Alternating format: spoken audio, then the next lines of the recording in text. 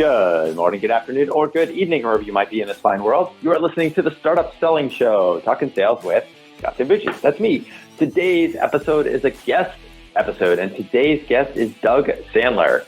In fact, this is going to be a two-part episode with Doug Sandler because we talked about two totally different topics, and rather than jam out one big, long episode, I decided, you know what? We're going to break this into two episodes for you. So why do you want to listen, and what are we going to talk about here in my conversation with Doug? Well, first of all, Doug is an entrepreneur. He's a podcast industry leader. He's also a best-selling author. He wrote a book called Nice Guys Finish First. He's a podcast host of what's called, the name of his podcast is the Nice Guys on Business podcast, where he has now published over 1,000 interviews, 1,000 episodes and over 800 interviews. His show has been downloaded over 3.5 million times. He's had people like Gary Vee, Ariana Huffington, John C. Maxwell, and dozens of other celebrities. He's recognized nationally as a speaker, as a writer, and as a founder of Turnkey Podcast Productions. And maybe most interestingly, he's also known as DJ Doug, which I'll have to listen to part one of this episode to learn more about DJ Doug. So in the two parts of the conversation with Doug, part one, which you're going to listen to today, is all about his book, Nice Guys Finish First. And most importantly, what does that mean to be a nice guy or a nice person? And how is that going to help you with sales? And fundamentally, a couple of the key points that we talked about is, whether you're selling, in his case, that we talked about DJ services in years gone by in his past life, or you're selling software. The most important thing we have to remember is that we need to put people over product. We need to put clients over technology. We have to also accept the reality of the numbers when we're out there selling and get rid of the head trash, as he calls it, the head trash. And finally, what we have to do is think about the focus on customers, the focus on the person in front of you, being present, being honest, being in front of that customer and only worried about that next customer. And by doing all those things, those are some of the core tenets, some of the core activities that will make you a nice guy. And it's really going to help you propel your business. So that is part one of our podcast. Part two, well, you'll have to listen to the next published episode when we get to part two, but I'll give you a little preview. It was about his genius. It was about podcasting and why, as a startup founder, as a startup team, as a startup company, you should be thinking about and really implementing a podcast as a way to lead your market, establish your authority voice, and really start to influence the people that you want to help and the people for whom you want to make an impact. So let's head over to my conversation with part one, all about how the nice guys finish first with Doug Sandler. I can tell you, as I was going through some final notes, I found myself already a little bit disappointed. Do you want to know why? No, I want to know why. I'm sure there's many things I could disappoint people for, but I'm ready to hear. I'm disappointed because we only have an hour booked. After me being on your podcast, I enjoyed the conversation the first time around so much. I'm like, I'm only going to get an hour with Doug. And I've already filled up. I've got this, I use my iPad and I've just got pages of iPad notes of questions and topics that I'd love to cover. And I know we're not going to get to it all. Hey, listen, we can always we'll make the most of the time that we have. We can always continue the conversation. And I have another show called the Turnkey Podcast too. And if we want to talk specifically about podcasting, we can advance the conversation to that at some point as well. Yeah, that sounds good. Well, maybe let's just start there because, you're one of those people where, you look at what you do every day and you've got your podcast, you're an author, you've done sales training. So maybe just start there, Doug. When people say, hey, Doug Sandler, what is it that you do? How do you describe that for people? The first thing I say is, how much time do you have? because it really does come down to that. I mean, I've done so many things throughout the course of 30 plus years, probably now 40 plus years of being my own boss. I'm gainfully unemployable. And until about maybe 7 years ago, I spent 30 years as an entertainer in the Washington, D.C. marketplace dealing with high-end bar and bat mitzvah clients as the guy that used to run their party. So I was the MC, I was the DJ, and it was amazing living, but I really wasn't getting my cup filled of joy. I was getting my cup filled for money, and that was great. I was probably making a mid six-figure income, literally working 1 day a week. And that was wonderful, but I wasn't getting that cup filled that said, what impact am I going to make on the world? And so I wanted to take the stuff that I had grown an agency that probably did close to 700 or 800 DJ events every year, multi 7-figure income or business revenue. And I brought that business experience that I had over to the podcasting space, teaching other people how to build a business, customer service, sales training, business management, operations. And when I entered the space in 2013, Like I wanted to write a book, so I started to write a book, and then I wanted to have a speaking business, and I started to speak professionally. And I didn't have the deep pockets at the time to spend $3,000 to $5,000 a month on a publicist. So I said, "Hey, what's another way for me to really work hard at doing this?" And but without a price tag to it. And I started a podcast. And then literally, a year and a half, 2 years into it, somebody from our audience, Lou Diamond, a friend of ours, now a friend of ours, said, "Hey, teach me how to do what you've done with your show. Teach me how to do one with ours." And I'm like, I have no idea how, but I'm happy to come up with this system. How much would you pay for something like that? $500 a month, he said. And I'm like, okay, well, figure it's going to take us somewhere between 3 and 6 months. So put a budget together of 1,500 to $3,000 to do it. That was really the beginning of the whole podcasting business for me. And so many partnerships, so many amazing joint venture opportunities, so many, just all sorts of opportunities have completely raised their hand to me because I'm the kind of guy, just as an entrepreneur, that looks for opportunity and looks for impact, not necessarily what I'm doing, but who am I impacting and how am I impacting them in the world. So for me, I know I just jumped into a million different directions. Happy to go in any of those directions if you want, but that's kind of a little bit of background from how I did, where I've started and what I've done since since reinvention. No, that makes good sense. And I was wondering if I could call you DJ Doug. That's all right. Absolutely. That is a very easy handle for me to have. I've had that longer than I haven't had it. I've had that title, that handle, literally since 1987, 86, 87, something like that. Okay. So had it for a long time. So I'm insanely curious to know, like, how does somebody get paid mid six figures to do bar mitzvahs? I mean, I know I do want to talk about podcasting. I do want to talk about how you affect other people. I want to talk about the book that you mentioned, The Nice Guys Finish First book. But I know there's always somebody who's willing to pay more. But what does that look like to get paid that much money to spin tunes at a bar mitzvah? So what's amazing about it is I never have considered myself the most talented guy in the world. I'm not. I'm far from the most talented guy in the world when it comes to how to DJ an event. But what I do know is, you can just look at me to determine that. I'm 6'4", 170 pounds. I'm not cool. I'm old. It's all of those things. It's like, oh my gosh, there's so many more hip, cooler, urban feel kind of vibe, know how to dance, know how to spin on their head. Those guys, I'm like, oh my gosh. But those are the guys that are making $300 to $500 a gig. And people would say to me, well, how is it that you're making $5,000 to $7,000 a job that I can make $300 to $500 on? And I said, because where I find that most people focus, they focus on the delivery of the product only. They don't focus on, in the bar mitzvah world, it's a year and a half to 2 years of planning. It's also after the event. How did everything go? How can I support you further down the road? It's not just about a 4-hour event. It's about a 2-year, 3-year, in some cases, relationship. So for me, those guys that would spend at the trade shows, they would spend more time on the trade show floor worrying about gear. I was back at my office talking to clients whose event wasn't happening for another year and a half, building a relationship with them, getting to know them, hearing what they're all about, understanding what makes them live, eat, breathe, and sleep. And the relationship allowed me to get referrals and more money with upsells before event day than these guys would ever get. So those guys arrived and played their 4-hour event and killed it. And I arrived at my 4-hour event and I did a really good job. But those guys do a better job than me. But I'll tell you, nobody's going to beat me in customer service, responding to my customers' inquiries, responding to my customers' needs. When my customer is trying to get, or when a customer is trying to get that DJ on the phone the week before to go over the event details, I've already done that call probably 2 years before. So for me, it's all about the relationship, and that translates into any business that you're in. And so when I came into this new space, this customer service and training and sales space, all I did was I bring the same skill set that I brought in the DJ business, brought that over to the business world and taught business leaders how to understand it's not about shareholders, it's about stakeholders. It's about everybody in your organization is important. It's about everybody is important. It's not just about delivering a good product. Yeah, you have to do that. I'm assuming you know how to do that. But you got to service the crap out of everybody on the way there too.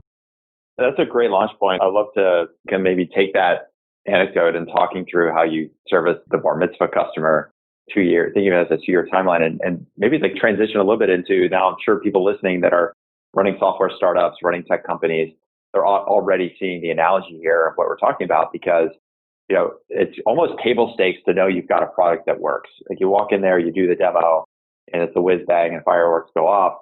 That's almost even, sort of expected. Okay, you're going to show me this product. Of course it's going to work. But how do I know it's going to work for me is the bigger question that a lot of people ask. And how do I know what to show in the demo? So it takes a lot of time in a relationship before we even get into that demo to know what to show. And then coming out of the demo, it's answering all of those questions and objections and risks and doubts that people have in their mind. That's really where the sale is won and lost. And so I can see that very clear analogy in whether you're, been in tunes at a bar mitzvah or selling enterprise software to a Fortune 500 company. All right, so I'm going to say something that's probably going to be counter what most people have trained other people to understand. And you may relate to this, Scott, so just tell me if this is something that you agree or disagree with, and I'm happy to have a healthy debate over this. If you don't know that you have the sale before you make the demo, you don't have the sale. You're not going to make the sale. And so it is all about the relationship and the leverage that you can provide by having that relationship. It's all about the year and a half before gig day. If you consider the gig, in my case, in the bar mitzvah, if you consider that the demonstration, I better know that I've made that sale a year and a half before I get there. Why on earth would I waste my time on a demo, not even knowing what they want, not even understand, maybe knowing that they're qualified to buy because they have the money, but there's so much more to it than just that. It's understanding the dynamics of the organization that you're going in. It's understanding the personalities that's involved. It's understanding the pain points that they have. And if you can't figure that stuff out before demo day and you bring in an engineer to do the demo along with one of the founders of the organization to help sell or close the deal, I mean, you're going to get lucky and you're going to bump into a sale.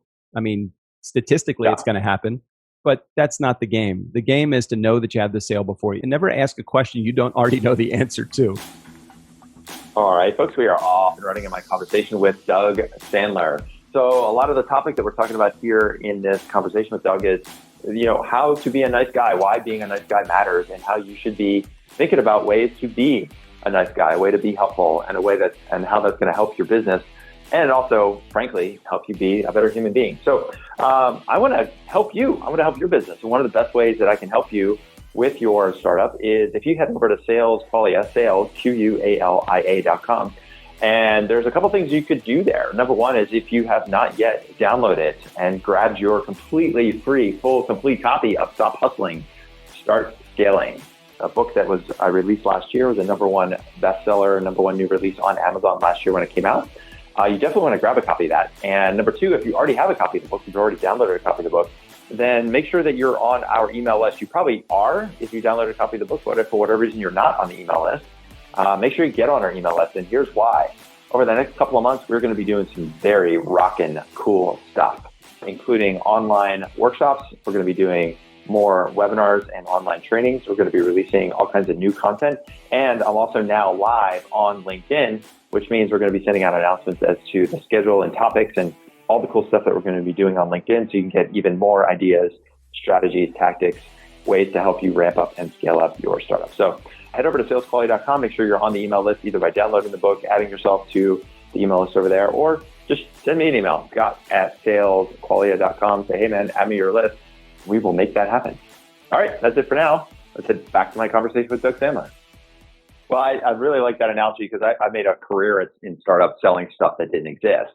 I mean, I was at the last software startup I was at called Blend. I was just told this story to a startup head of sales.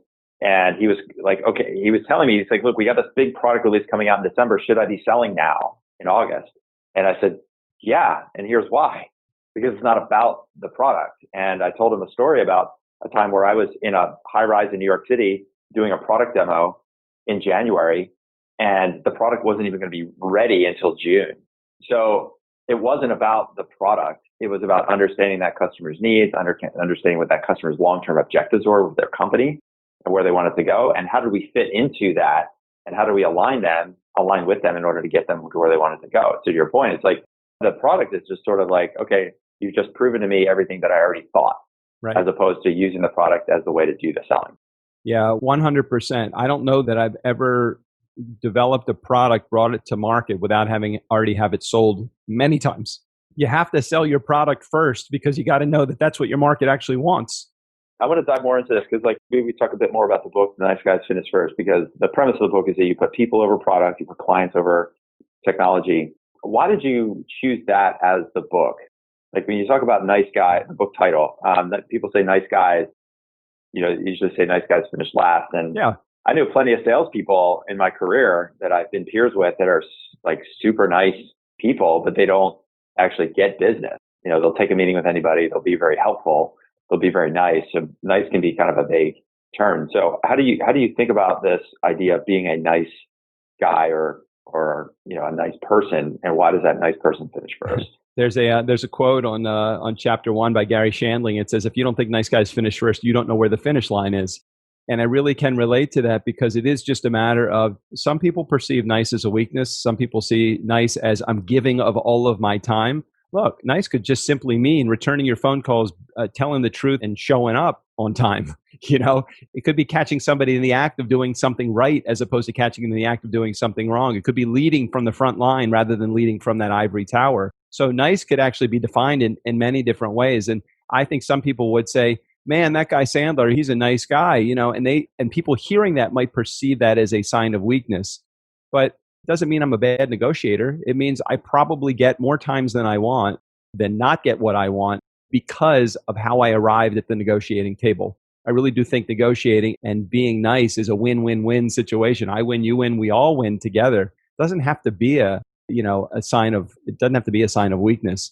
It just has to be a way that you guide your business because you understand when you begin to understand that everybody is your customer, even the person that's paying your money, the guy at the loading dock door in the case of it being a DJ, the guy that's in the security and IT if you run a tech company, whoever, all of those people, they're all there to protect you. You don't know where your next client is coming from, and it's going to come from the most unlikely of sources if you actually could be a nice guy and share your joy and your compassion and your empathy with the world. Why do you have to be a jerk and lead? It doesn't work well for most people. I'm curious to know what, can you think of an example of like where your most unlikely customer came from? If we use this as a maxim that, you should be nice to everyone, you should be joyful. Sure. Do you have a situation where you're like, you got this remarkable client or customer just because of something that most people would seem as being unexpected or unnecessary? Well, I'll use the most likely of situations. In the case of being a bar mitzvah DJ as an example, I'll be, bringing in my equipment. There'll be a photographer there. There'll be a caterer there. The event planner is there. There's the person that's setting up balloons that's there. And I'm loading in through the loading dock door. And I'm going in and through this ugly, trash-filled loading dock, which is typical loading dock in any hotel in the DC marketplace. And I have to be talking to the security person and just shooting the crap with the security person just for a couple of moments while, we get all of our equipment out of the truck and onto the loading dock door. And just being me, just having a conversation, just being nice, to discover that this person has a daughter that's getting married. And that getting married daughter led me to probably a $4,000 to $5,000 event. Now, I could have been oh man, this loading dock, this smells like crap. And I could have like commiserated with the guy in the loading dock door and just been a pain in the ass to him because I just wanted to get out of here as quickly as possible, ignored him, just walk right by him as quickly as I could. To spend a couple of moments just having a conversation could win you $3,000, $4,000, $5,000, or at the same instance, leaving the room after a great event and having all of these giveaways that all of the kids collect during the party and having a handful of giveaways left. And instead of putting them in the box and taking them back to my office for the $3 or $4 in the stuff that I'm going to recollect and put into a box and send it, give it to one of the housekeepers that's cleaning up the room. And you get to see how happy they are. Just their joy brings joy to me. And so those are like just easy things. In the corporate world, it could be anything from being nice to the receptionist and not being nice because you have an agenda, but being nice because you actually want to be nice. Protect the gatekeeper of an organization. And oftentimes I landed Ariana Huffington on my podcast because of a friendly relationship that I happened to have with her publicist at the time, completely related to Ariana. She threw me a softball and said, here's Ariana Huffington, when I had like 200 listeners to my show.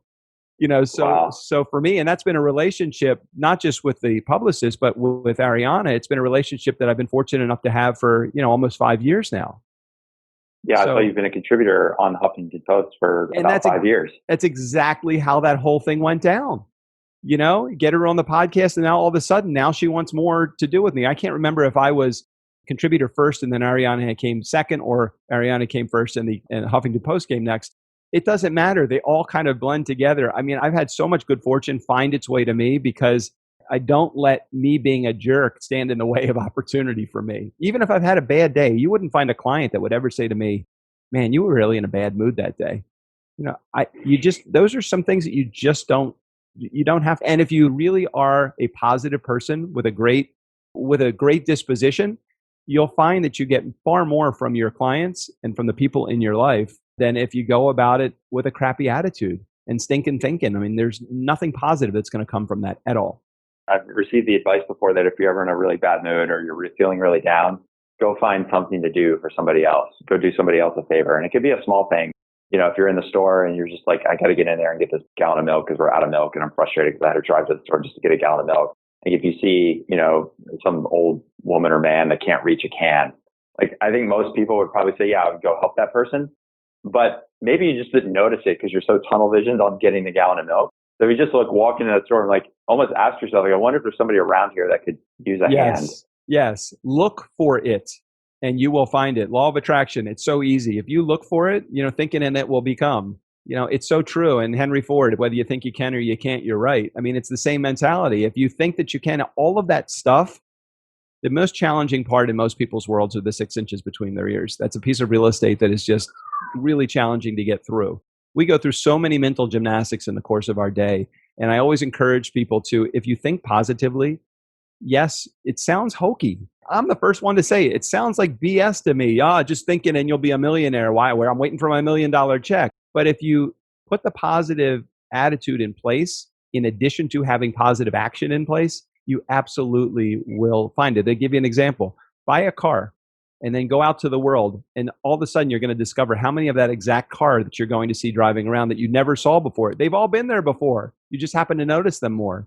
Positive attitudes the same way. Look for people for positivity. Look for people that are doing the things right as opposed to doing, like I said, catch them in the act of doing something right.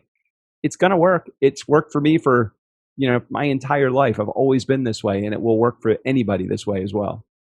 Yeah, I like the idea of just looking, like you said, going around looking for it. Back when you could actually go to cities and have meetings with people. And if you remember way back when you could travel, I used to go to San Francisco and meet with clients, or I'd do a workshop or something. And one of the things I would do is look, if you're just walking through Union Square, you're walking through Fisherman's Wharf, or even downtown, a lot of times you'll see clearly they're tourists because they've got a map and they're looking at each other. It's usually the woman's holding the map and the man is over her shoulder pointing. It's just not to, overgeneralize, but let's just say that's usually the way it works. But what I started doing this I can't remember when, maybe 15 years ago in San Francisco. If somebody had a map and I could tell they're clearly trying to find something, I would just stop and say, is there any place in particular you're looking for? And inevitably people are like, oh, I'm trying to find Coit Tower, or we don't know which direction to go for Union Square. And I'm from San Francisco. So I'm like, yeah, you just you want to turn around, go this way. If you see once you see that brick building, take a right and go 5 blocks and you'll hit Union Square. And they're like, oh my God, that's awesome. But the problem was once I started looking for people with maps, I'm like, holy crap, there's a lot of people that are lost right now. lot of people. And it works. But it made me feel good. I'm like, yeah, I'm helping these tourists. They're getting a good sense of wow, people in San Francisco are so friendly because some random person helped me. Or I do the same thing with photos. If people are taking a selfie, I'll ask people hey, do you want me to grab a picture for you? I just found these, to your point, I sort of found these little moments that it's especially important if you're just I just came out of a meeting with, a prospective client and it just didn't go well. And I'm got to get to the next meeting. Take a second, do something that's nice for somebody else, and it will change your entire mindset and perspective. Yeah. And I love the fact that if you're in a bad mood and you do that, it will absolutely. Giving is a very selfish thing, I have to say, because it makes you feel just as good as the person you're giving to, sometimes more. So I agree with you.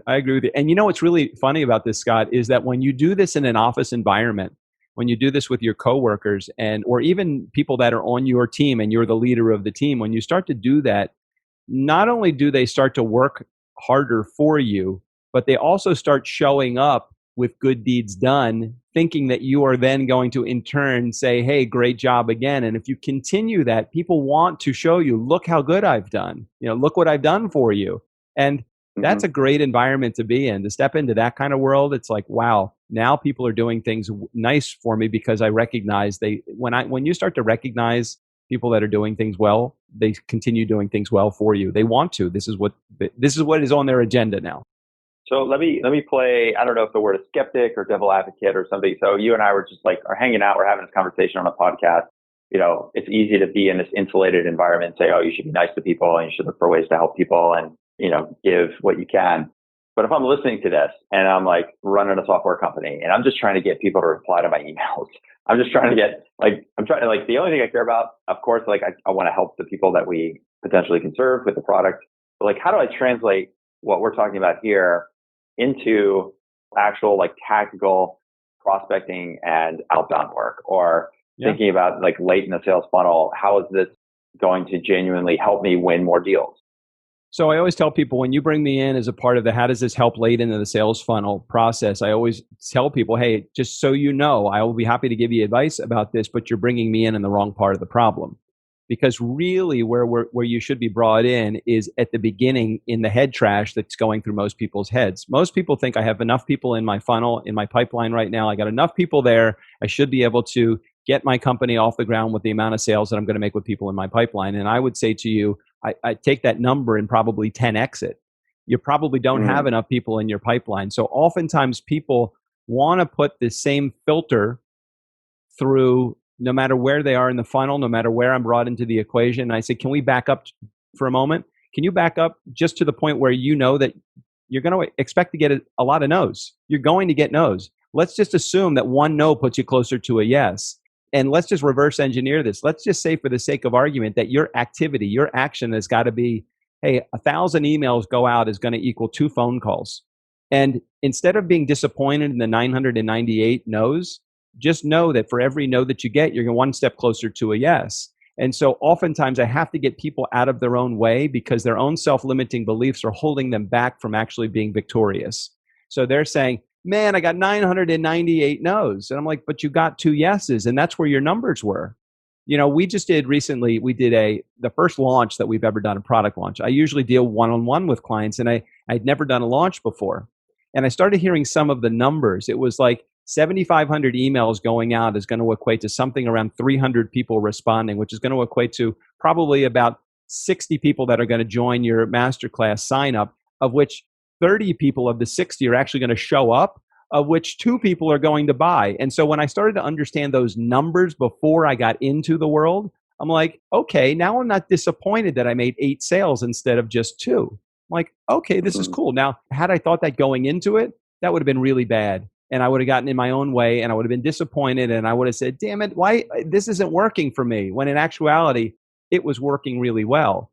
So when people bring me into the wrong part of the problem, how does this actually help me in real life? How does being nice actually going to help me? I got to get more people into my pipeline.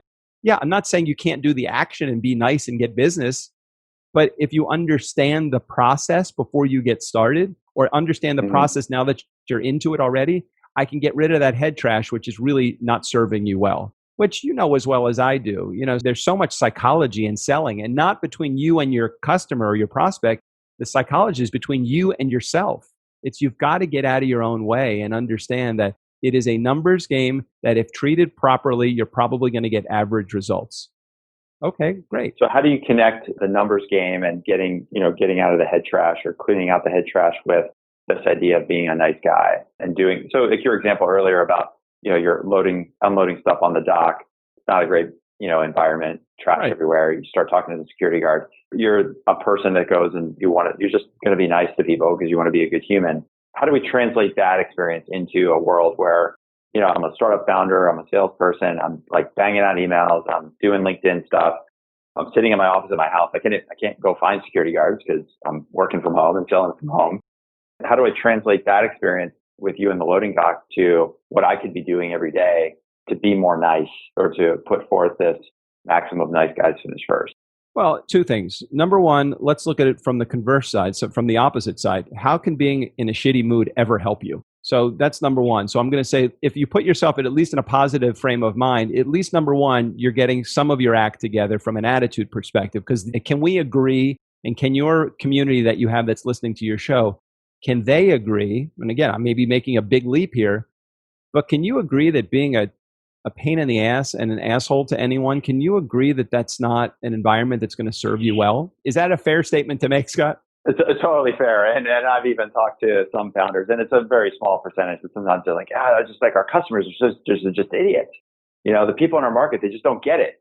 And they want to go out and change the world. Right. Because they think the other people don't get it. And so they're not doing it maliciously, and they're not intentionally putting those people down, but it's affecting their ability to communicate with those people. Absolutely. Because their perception is like, oh, I got to save this person from all of their mistakes. No, you don't. And if they would just reply to my email, you are not going to save. That's the perception they have. Absolutely. They 100% have it. And I will tell you, they're not going to save the world. But the first person they need to save is themselves. And I'm not talking about religion. I'm talking about save yourself from having a crappy attitude and get out of your own way, because a negative attitude or negative activity or thinking, man, you know what? My job would be so great if it wasn't for two things, my staff and my clients.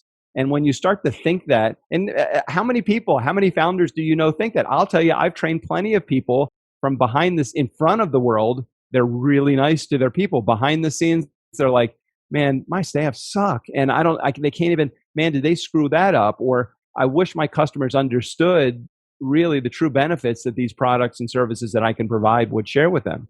So that's step one. I want to insert hashtag Ellen DeGeneres. Okay, that's cool. I mean, seriously. I mean, that's what's. I don't know the whole story, and a lot of people are still trying to piece it together. But the perception of the story is, really great, wonderful person on the outside, to the outside world, but backstage, maybe not. Right? They're just trying to figure out what's going on there. But to your point, right? There's this disconnect. So that's number one with the stinking thinking and the attitude. So step two is, instead of hiding behind technology, I'm not saying that they can't have a great high-tech product and they can deliver it in a marketed way, in a professional high-tech way. But until you get to know somebody one-on-one, all you're doing is you're sending out an email blind and getting a blind response or no response at all. So that's going to take a toll on somebody. What you could do is you could easily get into a really easy focus group where you have 4, 5, 6 people that you are targeting that are your ideal, what you think is your ideal clients, your ideal prospects, and actually building a relationship with them. Not thinking about it in terms of, how am I ever going to move 20,000, licenses of this? All I want you to do is just move one. Just get one person to hop on board with you. When you start to see, when we introduced our program called the Ultimate Podcast Launch Formula, which was that thing that we launched, we went through a beta test in October. We went through our first group in December. We went through a second group in June, and we went through a third group in August. And each step along the way, I spent more time over-delivering, because I wanted to make sure that they were so happy with this that they became my mouthpieces. And it doesn't take 1,000 or 2,000 or 5,000 people, to become it doesn't take a lot of people to become mouthpieces and what do you call them, raving fans of your product or your service in order for your service to start to make an impact. You really just need one. I mean, that's where our podcast launch program started, with one guy named Lou Diamond. That's developed into 200 clients that have, been a tremendous income over the last 3 and 4 years for us, because we listened to one guy in our community and started to heed what he had to say and be like his best friend, not because I acted that way, but because I actually wanted to be a good buddy of his, because I could relate to what he's going through. He wanted to launch a podcast. He had no idea how. He helped us through the initial stages of it. And man, I owe that guy, a huge debt because he helped us do this. So I would say to those founders, you still have to put the activity and the action behind it. You're not going to be able to relate to that guy on the loading dock, because that guy on the loading dock is unlike anything that you have, except you can reach out and develop a personal relationship on any level, on any social media channel with someone, and find out, hey, does this person have an ideal need? Is he qualified to buy what I'm selling? And even if he's not, what can I do with him so that I can do a little research to determine if this is actually a good product or service for me? Yeah. I don't know anybody that sells 20,000, 50,000, 100,000 licenses at a time. Even a startup, don't they have to start with one? Well, yeah, exactly. And you brought me back to, I did a guest webinar for a startup group yesterday. And one of the questions that ties together both the email thing you're talking about, plus this idea of just get the next one. One of the questions that I got from one of the founders is like, it feels kind of weird. Like, how do I get through sending out lots of emails and bothering people? That was one of the questions. And then the follow-up question was, well, then if I can't get people to reply to my email, like, how am I going to scale this business? And so, there's two things going on here. Like, number one, if you genuinely are out like to solve the problem, let's face it, you left whatever job you had, you started this company, You started this company because you wanted to solve a problem. If you feel like what you're sending out there is spammy or it feels weird or it's not genuine, then you got to like change your messaging first of all, because it probably means like you're trying to like batch and blast people. Like, why don't we just like talk about the problem and how you like to solve it, and maybe you just attract more people that way, and you don't have to feel so bad about hitting send every time you're sending a LinkedIn connection request, right? So that was number one. But then number two, about like the scale piece, to your point about like just getting that small focused group. The second thing that I was sharing was like, look, if you're a startup, right, or even any small business, right, but particularly as a startup, there's always this push like I got to like get to 10 million in revenue or 30 million in revenue, $100 million in revenue. But if you're just starting off and you have 10 customers and you get one more customer, you just grew by 10%. 10%, right, exactly. Right? Or you've got this $1 billion total addressable market.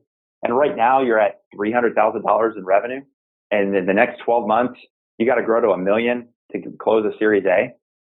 Like, you have this unique luxury that never again in the history of your company will you be able to say, we only have to grow sales $700,000 in the next 12 months. So all you have to do is like focus on the next one. Don't worry about 10 million. Don't even worry about 3 million. Just figure out what does it take to get to $1 million and be focused, force your concentration on every next customer. And that's what's going to create the true flywheel that you're looking for. But if you try to grow to 10 million or 100 million and you're only at your first 3 customers, of course you're not going to get there because you're so focused on the end game instead of focused on the person in front of you. I remember, and you said a key word there, that flywheel. My partner Strickland and I have had this conversation many times. You know, the flywheel, the hardest part is just getting it started. But once it goes, it starts going under its own steam. And for us, that flywheel was that breaking that 6-figure barrier. And again, we're dealing at a whole different level. We're not looking for 10, 20, $100 million in business. Certainly would be great one day, and maybe we will scale it to that point. But that wasn't on my goal was just to launch a podcast. My goal was just to get somebody else to believe in what we were doing. And then as that flywheel started to roll, then we started to develop partnerships and new ideas and new services and all sorts of stuff. And once you fly past whatever that goal is, and you will fly past that, but too many people have that. I got the stopwatch on. I got to hit this goal by, and I get it. But sometimes you set an unrealistic goal too early, too soon. So you're looking for too much cash too soon, and you're losing all the control of your company because somebody comes in and buys it and invests in it, and they want to have too much control over it. A lot of that stuff is just not good for you mentally, but it's the reality of the environment that many startups live in, unfortunately. Yeah, that stopwatch is a good analogy. I was just looking outside my window. Yesterday, my son and I took a break and we had a water gun fight. We just filled out the buckets and, blast each other. And every once in a while, I'll say, who's winning? And we're like both dripping wet, sopping wet. I'm like, it doesn't matter. We're both winning. We're both losing. It doesn't matter. We're just here to have fun. We're here to have the water game. Like, he wants to win because he's a competitive kid. But I don't care. It's about the experience of doing a water gun fight. And it could be the same way in your company. If you just focus on the being present and helping that next customer and seeing that customer get results. In your case, maybe it's that person who doubted themselves. Like, I didn't think I could do a podcast. I always wanted to do it, but I always felt like something somebody else would do, not me. And you get that first person over the line and they release that first episode. They're like, wow, I can do this, right? That's the true joy. That's the water fight. That's being the nice guy. Absolutely. I'm not worried about how do I grow this to a 7-figure business. It's totally when they say it works and without your prompting. I had a therapist one time, I guess more of a counselor one time, and that counselor kept wanting to remind me of the breakthrough that I had. And I wasn't sensing a breakthrough, but he so badly wanted me to have a breakthrough that he kept saying, did you see that breakthrough just there on that session? That'll get us to the next session, because he wanted to sell another session. And really at the end of the session, I said, look, I'm the one that has to have the breakthrough. You can't convince me that I've had a breakthrough. So no, I haven't had it. There was no aha moment in here. The aha moment is up to your customer, and that's what you're looking for. And don't search for the aha moment. Let them tell you when they've had it. Oh my gosh, I didn't realize how easy it was to interview. Or, oh my gosh, I didn't realize how easy it was to actually make, $100,000 from a podcast. Where have you been? And that's when you know that you've done your job, is when they're coming to you with the, wow, this is pretty cool. I love this.